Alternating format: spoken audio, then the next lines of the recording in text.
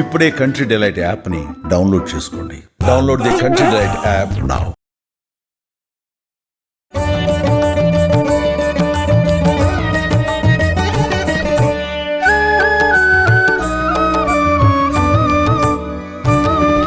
నమస్కారం అమ్మా. నమస్తే తల్లి. అమ్మ, ఈరోజు దుర్గాష్టమి. అవునమ్మా. ఈ దుర్గాష్టమి అంటే పేరులోనే అసలు ఒక రకమైన వైబ్రేషన్ అన్ని కూడా ఉంటాయి కదా, వచ్చేస్తూ ఉంటాయి. అయితే దుర్గాష్టమి అమ్మవారు దుర్గాదేవి అవతారం ఎత్తి రాక్షసులు సంహరించడానికే అమ్మవారు ఒక్కొక్క అవతారంతో రాక్షసులు సంహరిస్తూ వచ్చింది. అయితే ఈ అవతారం వెనక ఉన్న కథ ఏముందమ్మా? ఓం శ్రీ గురుభ్యో నమః. శ్రీ మహాగణాధిపతయ నమః. శ్రీమాత్రే నమః. యాదేవి సర్వభూతేషు శక్తి రూపేణ సంస్థిత. నమస్తస్యై నమస్తస్యై నమస్తస్యై నమో నమః. శక్తి రూపంగా అందరిలో ఉండేటటువంటి ఆ జగన్మాత ఒక్కొక్క రాక్షసుని సంహరించడానికి ఒక్కొక్క అవతారాన్ని ధరించడం జరిగింది. ఎందుకంటే వాళ్ళు తమకి మరణం లేకుండా అనేక రకాలైన వరాలు కోరుకోవడంలో ఎన్నో మెలికలు పెడతారు మరణం లేకుండా ఉండాలని. ధరించబోయేటువంటి అవతారం ఆ మెలికలని ఆ మడతల్ని అన్నీ ఛేదించుకుంటూ రావాల్సి అవసరం ఉంటుంది. కనుక అలా వచ్చినటువంటి వాళ్ళల్లో ఒక అవతారం దుర్గా. దుర్గే స్మృతా హరసి భీతిమశేష జంతో స్వస్థై స్మృత మతిమతీవ శుభాం దదాసి దారిద్ర్య దుఃఖ భయహారిణి కాత్వదన్యా సర్వోపకారకరణాయ సదార్ద్రచిత్త. సదా ఆర్ద్రచిత్త, ఎల్లప్పుడూ మెత్తని మనస్సుతో, తడితో ఉన్నటువంటి మనసుతో, ఆర్ద్రమైనటువంటి మనస్సుతో ఉండేటటువంటిది, అన్ని జంతువులకి భయాన్ని పోగొట్టేటటువంటిది ఆ జగన్మాత దుర్గ. ఈవిడ మొట్టమొదట మహిషాసురమర్దనం చేయడానికి అవతరించినప్పుడు మహిషుడు వెంటబడుతున్నాడు ఈవిడ అందాన్ని చూసి. ఎంతమందినో పంపించాడు. 7 రోజుల పాటు ఒక్కొక్కళ్ళని తనకున్నటువంటి సైన్యాన్ని అంతా పంపించాడు. అందరూ చచ్చిపోయారు. 8వ రోజు వీడే వచ్చాడు. వస్తే వచ్చిన వాడు యుద్ధం చెయ్యాలా? యుద్ధం చేయకుండా ఈవిడ అందాన్ని చూసి ఎంత బాగున్నావు, నన్ను వివాహం చేసుకో. మొట్టమొదట వాడు పంపిన కబురే వివాహానికి కదా అని వివాహం చేసుకొని అసలు ఒళ్ళు తెలియకుండా వెంటబడుతున్నాడు. వెంటబడుతూ ఉంటే ఈవిడ కొంచెం ముందుకు పరిగెడుతోంది. వీడు దరిదాపుల్లోకి వచ్చేదాకాడు మళ్ళీ పరిగెట్టింది. ఇలా ఉడితే దుర్గా అన్నట్ట. పొందడానికి వీలు లేనిదానా, సమీపించటానికి వీలు లేనిదానా, నేను నిన్ను సమీపించలేకపోతున్నాను, దుర్గా దుర్గా దుర్గా అని పిలిచాడు. నేను నీ దగ్గరికి రాలేకపోతున్నా. ఆవిడ పేరు ఏమిటో ఇంకా తెలియదు. అప్పుడు ఆవిడ్ని దేవి అన్నారు. అంటే వెలుగులమయంగా అవతరించింది గనక దేవతలందరూ వెలుగు ముద్దగా ఉంది గనక దేవి అన్న పదం వాడారు. అంతేగాని ఆవిడకి ఎవరు ఏం పేరు పెట్టలేదు. వీడే మొదటిసారి దుర్గా దుర్గా దుర్గా అని అరిచాడు. ఆగు, నేను అందుకోలేకపోతున్నాను, ఆగు అందుకోలేకపోతున్నాను అన్నాడు. అది ఆవిడకు ఉన్నటువంటి పేరు అలా వచ్చింది. అంతేకాకుండా ఈవిడ దుర్గమాసురుడు అనేటటువంటి వాడిని సంహరించింది. ఆ కారణంగా కూడా దుర్గా అన్న పేరుంది. దుర్గుడు అనేటటువంటి రాక్షసుని కూడా సంహరించింది. ఆ కారణంగా కూడా వీడికి దుర్గా అన్న పేరు వచ్చింది.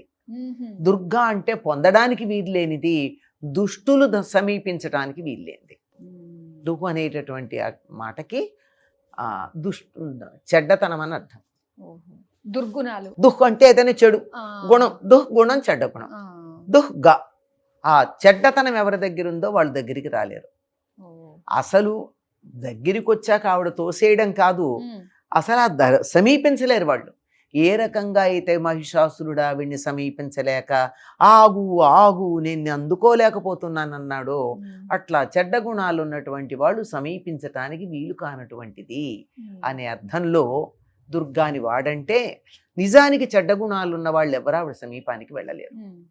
చూడండి, కొంతమంది దగ్గరికి చెడ్డవాళ్ళు వెళ్ళలేరు. వాళ్ళని చూస్తూనే వాళ్ళు ఏమనకుండాని బాబాయ్ వాళ్ళ దగ్గరికి మేము వెళ్ళలేమంటారు. ఎందుకంటే వీళ్ళల్లో ఉన్న చెడ్డతనం ఏదైతే ఉందో అది వాళ్ళ మంచితనం దగ్గరికి వెళ్ళలేదు. అటువంటిది దుర్గా. ఈ దుర్గా అన్నటువంటి మాటకి మరొక అర్థం ఏమిటంటే దుర్గా దుర్గతి నాశిని. దుర్గా అనే దానికి అర్థం దుర్గతులను పోగొట్టేది అని అర్థం.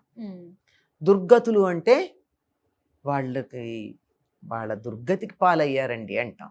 అంటే ఉన్నత స్థానంలో నుంచి పడిపోయారు.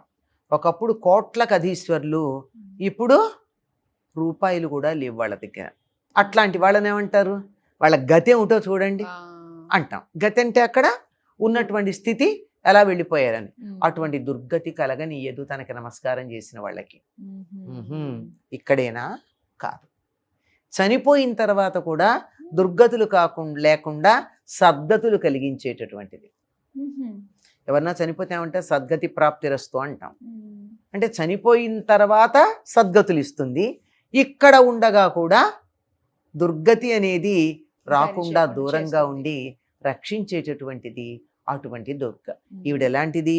విద్యుద్ధామ ప్రభా అంటే మెరుపుతీగలాగా మెరిసిపోతూ ఉంటుందిట. 8 చేతులలో అనేకమైనటువంటి ఆయుధాలు ధరించి ఉంటుంది. సింహవాహినిగా ఉంటుంది. కానీ మనకి విజయవాడలో ఉండే దుర్గాదేవి సింహవాహినిలో ఉందా?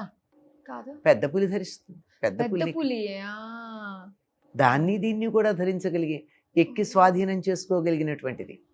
అంటే సింహాన్నైనా అధిరోహించగలదు, పెద్ద పులినైనా అధిరోహించగలదు. సింహానికన్నా పెద్ద పులి భీకరం. సింహం ఆనుపానులు చూసి మీద పడుతుంది, పెద్ద పులికి ఆనుపానుల్లో మీద పడ్డమే ఉంటుంది. అందువల్లే సింహమే మృగరాజు అయింది కానీ పెద్ద పులి కాలేదు. కనుక దాన్ని కూడా అధిరోహించగలదు, సింహాన్నైనా అధిరోహించగలదు.